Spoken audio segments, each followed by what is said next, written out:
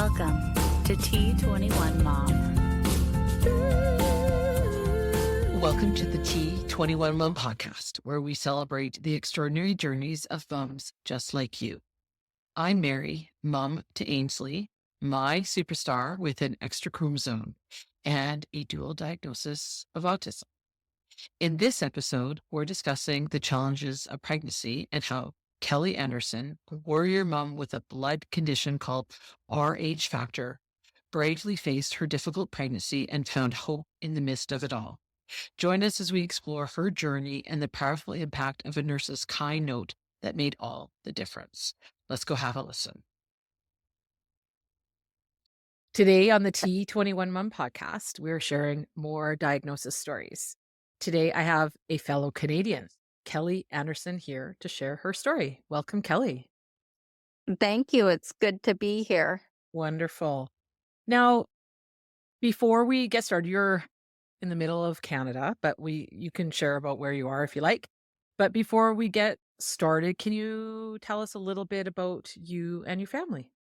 I am a mom to technically I have 4 kids, but my very first one was stillborn. So I have 3 living children, Mm-hmm. and they're all girls. And my oldest is 24, my middle child is 19, and then my youngest, Raina, she is 10. Wonderful. And whereabouts do you live? Yeah. I live in Carlisle, Saskatchewan. It's a very small town. Not many people don't know where it is if you don't know Saskatchewan.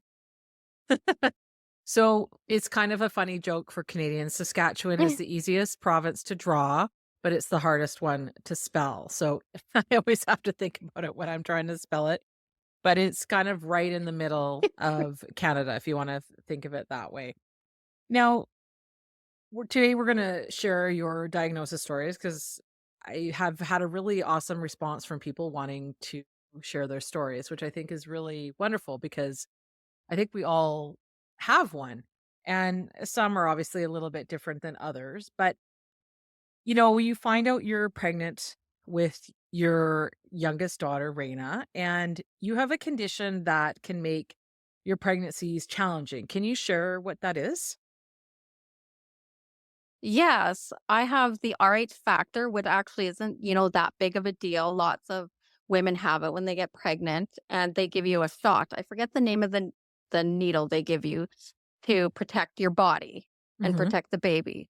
Well, the needle doesn't work on me at all, so it doesn't protect the baby inside me. And if the baby has the same blood type as me, it recognizes that and won't attack the baby. But if the baby has a different blood type than me, it attacks the baby. So that's what was happening with Raina when I was pregnant with Raina.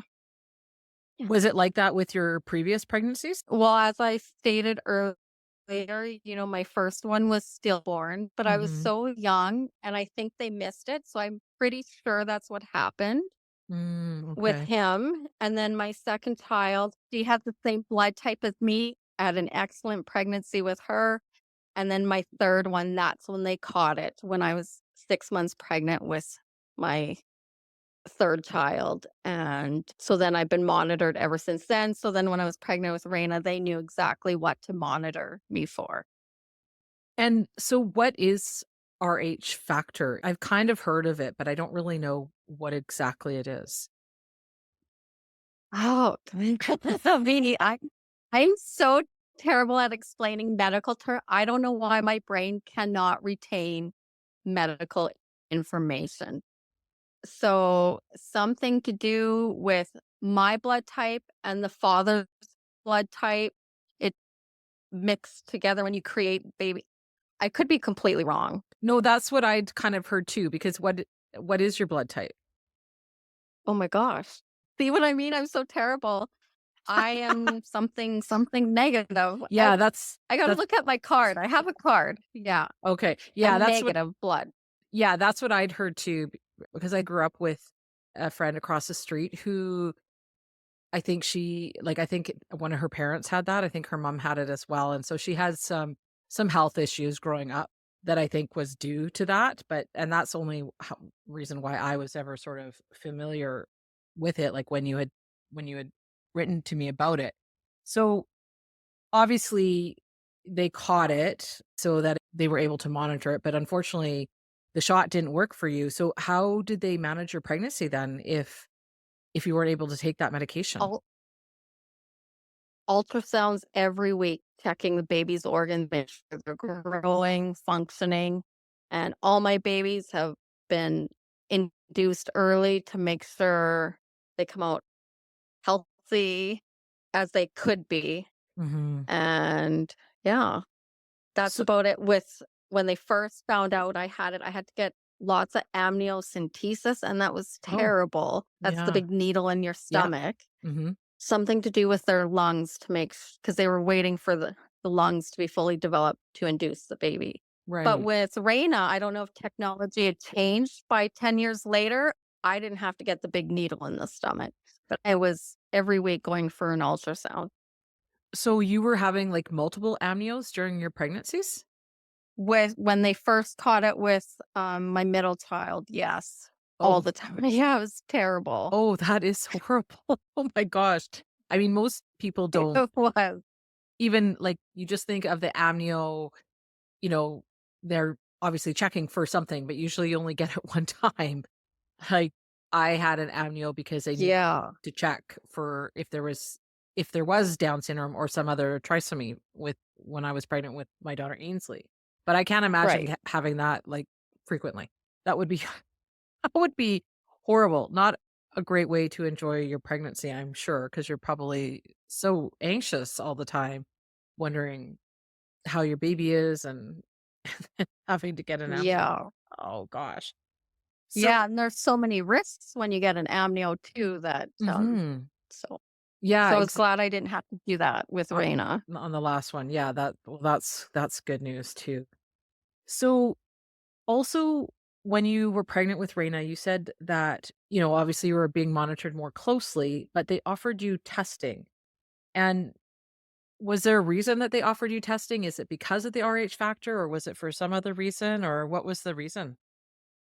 You know, all my pregnancies, I've been offered this test. I think this test, you take it at 6 or 7 months being pregnant, and it's to detect any defectiveness with the baby. Mhm. So all my pregnancies, I've always denied this test. And like I said, I'm not good with medical terms. Couldn't even remember the name of this test, but I've always just denied it. Mhm. I couldn't give you a reason why. I think I was just God gave me this baby and Mhm. I will just embrace whatever God gives me. I think that's but back in my mind, I honestly thought I was never going to have a baby with a disability. I think my brain never ever went there. Well, I think that's the same for probably most people when they're pregnant. There's that new NIP test that, well, it's not new. It was new when I was pregnant with Ainsley. It was just kind of coming on the market. But most people were just doing it to find out the gender. But then often what happens is, they're also finding out their child has Down syndrome. And I don't know if it can detect other trisomies, but I know obviously for sure it detects Down syndrome. I don't think no one's ever expecting to get that news. You're just expecting to find out if you're having a boy or a girl, and then you get thrown a little bit of a curveball. Now, you said that you were induced early. I mean, is that primarily because of your firstborn? Yes, because my child's organs were fully formed and at the last ultrasound she looked great, so they're like, "Let's induce you and get her out and get her into EQ and make sure everything's okay." So Raina was induced early, Sydney was induced early because they knew my body was attacking the babies. So, yeah, Mhm. so Raina was really sick when she was born, but it wasn't Mm. because of Down syndrome. It was because of what my body was doing to her. Oh my gosh, that's so stressful. And so, how early was Reina induced? Like, how many weeks were you? 3 weeks early. Okay. But there's still, that's generally considered still full term. So, but Yeah. that's so stressful. So, I know you said you're not great with the medical terminology, I guess, because partially I'm just sort of curious, but, uh, like, how does your RH factor is it only sort of, I don't know, present when you're pregnant, or is it just sort of part of your? Because I think it's to do with your blood, if I'm not mistaken. Like, how does it attack your baby's organs? I'm just sort of curious, like, Um, what does it do? from from what I gather, if your spouse's blood is opposite of you and then you Mhm. create a baby, and it only affects you when you are pregnant. And it's, yeah, Okay. it's Oh, okay. my body just doesn't recognize. They think it's something foreign in my body and trying to fight it off Oh, okay, okay, that makes because sense. it's not the same blood that my body doesn't recognize what is going inside of me. So it tries to, like when you have a cold and viruses try to fight the cold, it's my body's thinking this is not something that's supposed to be there. Right. That's how they explain it to me. I'm sure they explained it in way better medical terms, but No, that makes total sense. Now, I know I understand that now. That makes total sense. So, okay, so obviously you said you were induced with Raina, which is not fun. I've been in well, I've only been pregnant with Ainsley, but I've only been induced the one time, but it's not fun. I know other people who've done it. They always say it's never fun. But what happened when your daughter was born? oh gosh, when she was born, I had my mom in the labor room with us, along with my spouse, Roger. And, you know, excellent birth. She came out beautiful, crying, healthy. They gave her to me. Everyone's crying. And I remember saying, oh my gosh, she's such a beautiful baby. Mhm. And we all laughed and cheered. And I did remember commenting, man, she's got a really long tongue. That's the only thing I remember, but I had no clue anything. And then that's when the doctor said, can I see your baby? And I thought, for sure you could see her, not even having a clue what was happening. And then they took the baby and they're whispering. And I'm still clueless, thinking, oh, they're just making sure she's okay because of her health issues. Mhm. And then the doctor came and said, we think she shows signs of Down syndrome. We've called in a specialist. He'll be here in an hour and he will talk to you. And I just remember feeling like, no, no, this isn't happening. Not a chance. Syndrome. No way. And I bawled and bawled and bawled. And Roger looked at me and he's like, Kelly, it'll be okay. And thank God he said that because at the time I did not think it would be okay. Mhm. But I didn't know anything about Down syndrome. I was so naive to what my future was going to come to me. And and then they must have wheeled me away, or I don't know. I remember being in a room alone and it was dark and I was crying. I remember praying to God, please, please, please let the doctors be wrong. They don't know what they're talking about. I can't do this. I don't know anything about raising a child with disabilities. I know nothing. And I'm very upset with myself how I reacted, knowing what a beautiful, beautiful angel she is. She's amazing. I don't look at her and I don't think, "Oh, my child has Down syndrome." Like, my brain doesn't even think. Mhm. To me, she's Raina. She's just like her sister. She's this spunky little 10-year-old that keeps me on my toes. And yeah, and I remember feeling embarrassed to tell my family and friends, Mhm. and I wasn't ready to do that yet. And I feel very shameful at how I reacted. I think almost everyone has felt that in some way. I know for me, I've said it many times that when I found out I had a prenatal diagnosis that she was going to be born with Down syndrome, I was gutted. I was devastated, and I thought my life was over. I was a single mom by choice, and I thought, "Huh, how am I going to do this?" And it does, it totally hurts my heart to know that I felt that way and that I thought my life was over, and what did I know about raising a child with, with a disability? And so I think us parents, and probably mostly us moms, we need to, cut ourselves some slack, when this happens, because we all love our kids. But when you're kind of gut punched, for lack of a better word, it just changes everything for you. Like, you're going down a different path. It's we're still traveling the same road. It's just a slightly different one. But I know that I think we're often so hard on ourselves with how we felt when we learned that our child has Down syndrome. But, and I think that's okay. I think it's all just sort of part of the process of acceptance and grieving, and it's okay to feel that way. And like you, like I was, you know, I didn't really want people to know she had Down syndrome when she was born. I would post pictures there where she didn't really look like she had Down syndrome. Not that I was embarrassed, but it was hard. It's just hard, so I totally get that for you. So, I mean, you kind of touched on it, like what your feelings were when the doctor told you this. So how long did you have to wait, or did this specialist come in like an hour later and talk to you, or what happened after that? It's kind of a blurb because, he's Yeah. emotional and trying to, but yeah, he was there probably with an hour, maybe two. I couldn't even tell you, time was strange at the time. And I remember him holding Raina and showing markers on the hands, trying to Mhm. explain to me that's what they saw, and the tongue. Mhm. That's all I remember of the two markers that they told me at the time. And, then they say they got to do the blood test and it gets sent away to Vancouver and you find out in about a week. But he said he was pretty sure Mhm. she had it. And then the more stuff they point out, you're like, oh, yeah, I see what you're talking about. I see it. Mhm. Mhm.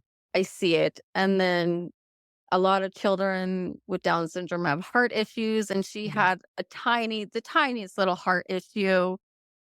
But that was really it health-wise for Down syndrome when she was first born that they looked at that I knew of. I'm sure there was other things they saw, but my mind was Elsewhere. not prepared to hear everything that they were telling me.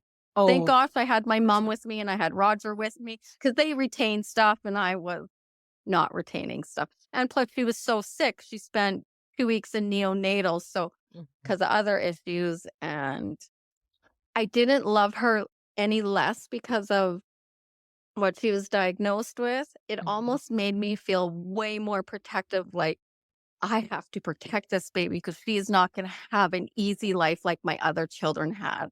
Mhm. That's kinda where my brain was going, but I don't know how to protect her, Mhm. so and I still she's 10, gonna be 11, and I wanna protect her from so much stuff, and I don't know how. But the future is very scary for her, and I don't know what to do. Oh, I'm right there with you. My daughter's 11, so she's grade 6, and then we have one more year of elementary school, and I'm already panicking about high school and what that's gonna look like, and, I mean, that's a whole other episode, but, yeah, it is kinda Right? scary, but, maybe that'll be a future podcast. But, yeah, Yeah. it is scary, but, I think we're all pretty resilient, and, you just we just figure it out. I'm hoping to figure it out. But, I think we just prepare, Right. and, she's got sisters who I'm sure love her and will support her and advocate for her. But yes, it is hard because it's also the unknown. None of us have been there before, so it makes it a little bit more challenging. So when you did finally get the confirmation, was it any different than when the doctor told you at birth? Or did you come to a little bit of No. acceptance, Got the or letter in the mail, and Oh. Yeah, by the time we got that letter, it was like, okay, like clearly she has Down syndrome. I knew the doctor wasn't wrong. I Mhm. prayed the doctor was wrong, but I knew this doctor was not wrong. And actually, when she was in neonatal Mhm. or in the NICU, I came to visit in the morning and there was a letter in her bassinet thing, and it Mhm. was from a nurse, and the nurse had a child with Down syndrome. So it was a picture of her baby, Aw. and I still have it. And she talked about her journey. And so that was when you say you have a child with Down syndrome, and then you actually hear about more people Mhm. with children, so it opens up your eyes to a different type of community. But that nurse, I don't think she knows how much that letter impacted me when I read it. Oh, you should see if she's still there and tell her, because I'm assuming we're probably in a small hospital, I'm assuming.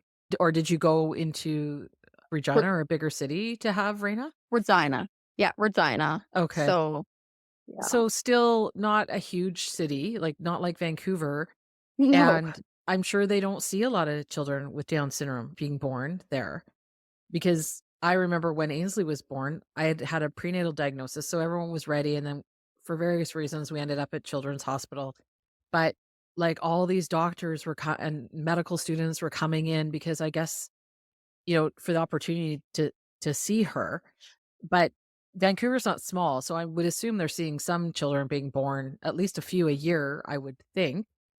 I don't know, but yeah, so I can only imagine in Regina, it's probably pretty rare, uh, occurrence for that to happen, but how wonderful for that nurse to give you that letter, because I can't imagine that would have been what that would have felt like to receive that.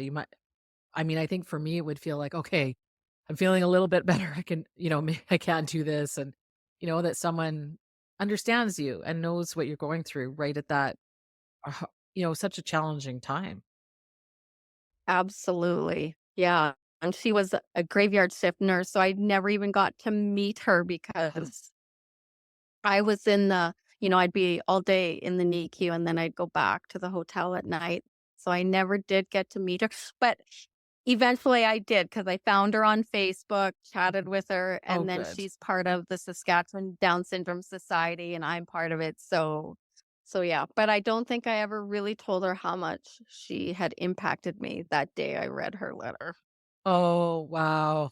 Even all these years later, I'm sure she would love to hear it, but that's wonderful that you 2 were able to connect, and I'm sure that was, I'm willing to bet that was pretty special for her too, to be able to give you that letter and a picture, of her daughter as well. Like, I think that's so amazing, because it can be a really, really hard time when you're first getting that diagnosis. And I mean, obviously you had, like, I don't know if complications is the right word, but obviously some challenges during your pregnancy with your RH factor.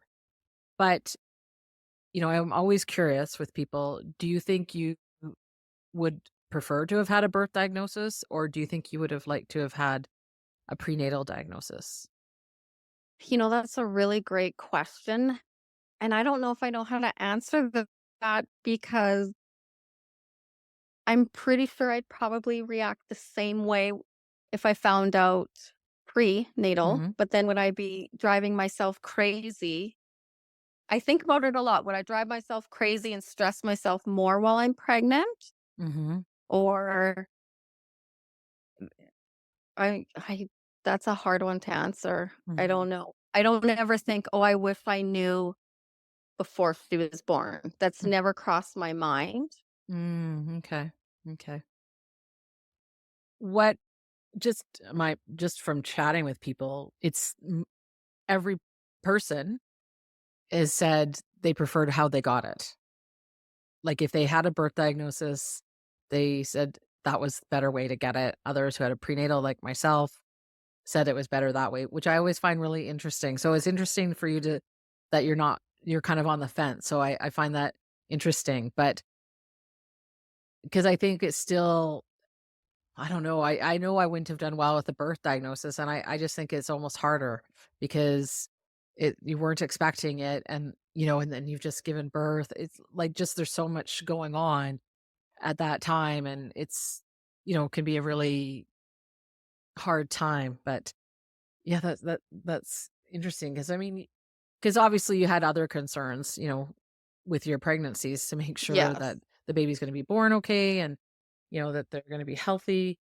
Now, Raina's 10 and Mhm. you're, like Ainsley's 11. So we've kind of been at it for close to the same amount of time. What do you feel that your daughter Raina has taught you? Oh, goodness. She has taught me so much about to slow down and enjoy every single moment. Who knew that learning to use utensils properly would be a huge milestone? Mhm, You take the small things for granted, and every little milestone is huge to us. mhm, And no one really understands unless you're in that position what these milestones mean. mhm, And maybe because she's my youngest child, I'm nowhere near as strict mhm, or I'm I don't know if it's because I'm old and tired now or but she gets away with a lot because I don't know if it's because she's special needs or I'm old and tired and, she's my last kid. And my two older kids, they make fun of me that I would never let them do what she gets away with. It's because she's the youngest. I had I'm one of 4. I mean, I was a 3rd, but yeah, as it goes down, like, yeah, the parents are just too tired, right? To be Yeah, more strict. So it's exactly. just yeah. And the youngest, they know that. They can get away with murder practically. Exactly. Exactly. Oh, but I love that. And of course, and I'm awful to say this, but before I had Raina, of course, I used the R word a lot. It Mhm, was in my vocabulary, and the mhm, day she was born, it was removed from my vocabulary. So it really opened up my eyes to a language that I mhm, realized was terrible. mhm, And for many years, I'd correct everybody around me. Like, please, we don't like that in our household anymore. And till this day, when I hear a stranger say it, my friends and family around me, they know that word. No one ever says that word around me and our mhm, family.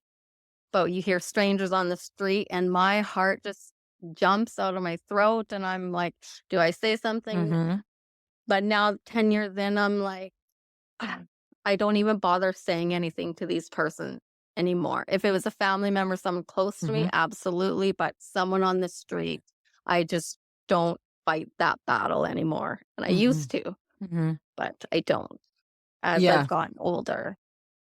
I need to worry about myself and my family and my surroundings. Mhm, And I just hope that the other people that aren't in our surroundings, they will learn as they grow and get older. mhm, mhm. I don't know how to No, explain it. no, I I think can't stress about the world and the R word. I can only control my surroundings. mhm. No, you explained it And it took perfectly. me a while to get there. No, Yeah. I believe that, and like you, when I do hear people I don't know, I remember one day I was standing in line at Tim Hortons, and there were just some teenagers that were behind me, and I heard it, and I sort of turned around. I mean, my daughter wasn't I don't think she was with me. She might have been, but they wouldn't have known. But I go, "Do I say something?" And part of me wishes that I did because they were young and obviously don't know. But, sometimes it's like we have to choose what our battles are, and it's a public space, and, they're not my friends or family. So you're right. Like it's sometimes it's a difficult sort of fence to be on, But I think we just do our best because I had some family members who had used it, and I go, "I'm sorry, but we just don't use that word anymore. Can you pick something else?" And these are educated people, so it's It's unfortunate, but, I think we can lead by example and, and I think people, they just don't realize that they're even necessarily using it and that it's offensive to us all the time. So I think as long as we tell those that are close to us and around us that, that they can do better. And I think most people want to do better. So, you know, good for you. And that's great. And I loved how you said she taught you to slow down. I love that. I think that is so true. And I have to think about that more that, yeah, our life is a little bit slower paced, but that's okay. And, just how our kids just open us up to so many other things and such a wonderful community that's out there for us. Like, you know, all these people that I would never have met. I'm sure, Absolutely. yeah, I'm sure it's the same for you. Now, think if you were the nurse and someone just told you, or you just learned that someone received the diagnosis that their child was going to be either born with Down syndrome or they just had a baby with Down syndrome. What advice would you give someone who's just found this out? I would say it's okay. Don't let anyone say, I'm sorry to you, because there's nothing to be sorry about. This child is a blessing. I can't articulate that feeling, but it's a blessing. And there's a huge community out there to help you with any questions. I had a huge community that helped me, guide me, and there for whoever needed guidance with that diagnosis, that feeling. I would never judge someone for having the feelings that I had, because I would hope that I wasn't judged for my Mhm. feelings I felt at the time. Mhm. I, as I said, I'm ashamed of those feelings, but I can't change that. But I would like to help somebody just say that it's okay. I had my spouse tell me that it was okay, but I didn't have anyone else being like, "It's okay, Kelly. It's not a big deal. She's gonna be healthy, happy, beautiful." All you hear is medical terms Mhm. and, "Oh, your baby might have a heart defect. Your baby might have this and this and this and this," and you're like, "Oh my gosh!" And it's a lot to take all at once. And I would just say, just take each day as it goes. Mhm. A baby is a baby. They're beautiful. They're Yeah. happy. They're amazing. Just nurture and love. That's all a child needs is nurture and love and Mhm. guidance. Doesn't matter if you have a disability or not. Mhm. And that's exactly what I always tell people. All babies need to be loved, fed, changed, and hugged.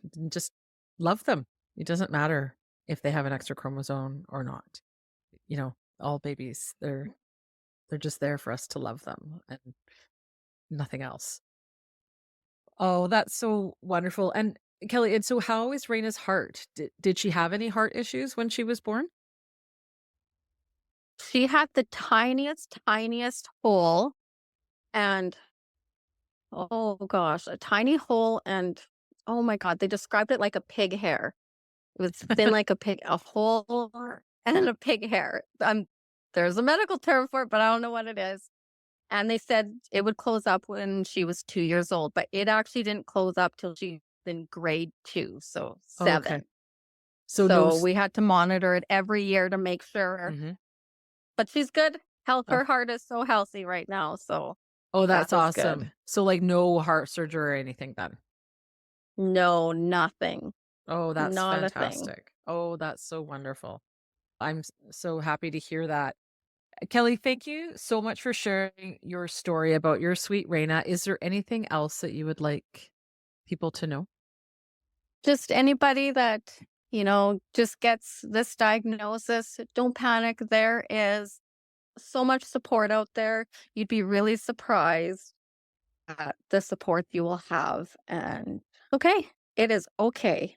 And you're allowed to have whatever feelings you have. And you don't need validation for those feelings, but it'll be okay.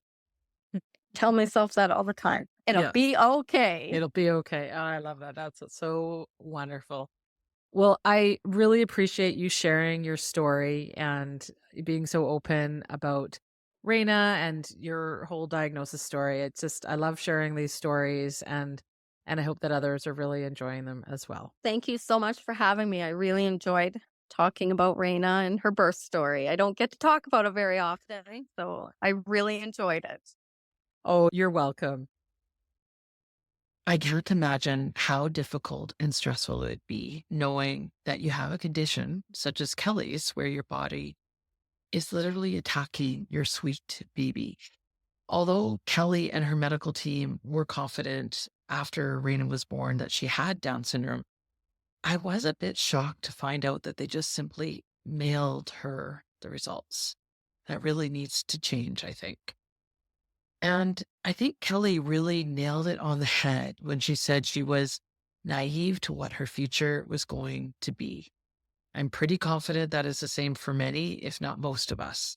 I know for myself and probably many others, we feel regret and shame over how we felt upon learning of our baby's diagnosis. But when you know better, you do better. And for Kellie, how wonderful that her husband was so supportive and assured her it was going to be okay. I'm sure now she would say it's better than okay. Thanks for listening. And if you would like to share your diagnosis story, please reach out to me at T21Mom.com, where you can leave me a message, or if you feel like it, you can even leave me a little voicemail. So keep on loving on your rockin' kiddos, and I'll see you next time.